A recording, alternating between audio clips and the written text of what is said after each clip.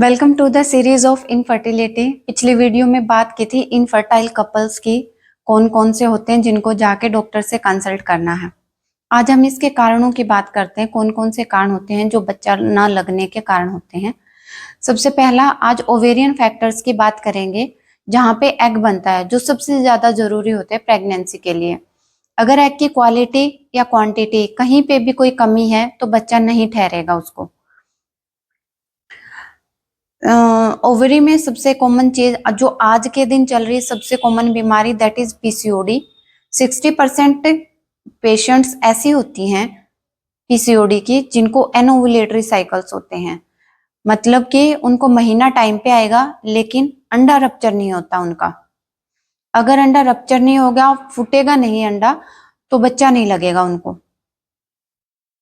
इसके अलावा decreased ovarian reserve, इसका मतलब है कि जो अंडे हैं वो जितने होने चाहिए जिस एज में, उतने ना होके बहुत ही कम हो जाते हैं। और इसका कारण होता है स्ट्रेस। जो इनफर्टाइल पेशेंट्स होती हैं वो इतना स्ट्रेस ले लेती हैं, 1 महीना 2 महीना एक डॉक्टर के पास दिखाती हैं, फिर डॉक्टर चेंज कर लेती हैं, फिर से डॉक्टर चेंज कर लेती हैं। हर डॉक्टर उसको अंडा बनने की दवाई देता है। उससे क्या होता है कि एक ही साइकिल में जो ये अंडा बनने की दवाइयां होती हैं, एक ही साइकिल में कई कई अंडे बन जाते हैं। जहां 2-3 बनने चाहिए वहां पे काफी एग बन जाते हैं। और इससे क्या होता है, जो उसके एग होते हैं वो समय से पहले खत्म हो जाते हैं और बच्चा नहीं लगता। और जो कारण होगा, एक हार्मोन होता है प्रोलैक्टिन।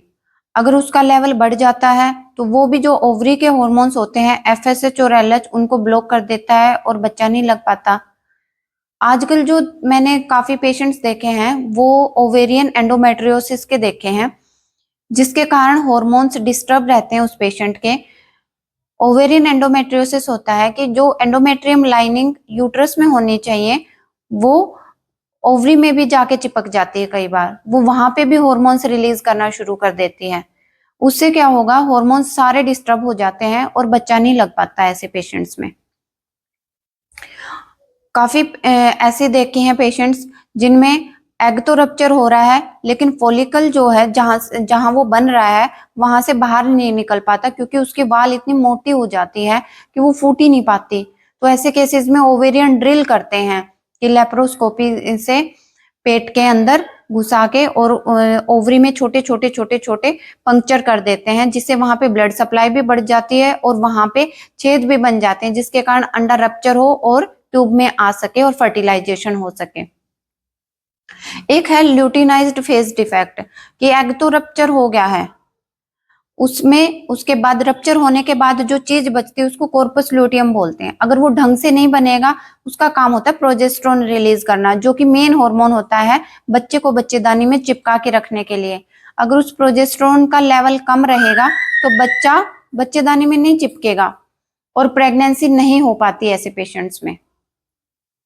तो ये हमने कुछ कॉमन कारणों की बात करी जो ओवरी में होते हैं, जिनके कारण बच्चा नहीं लग पाता है।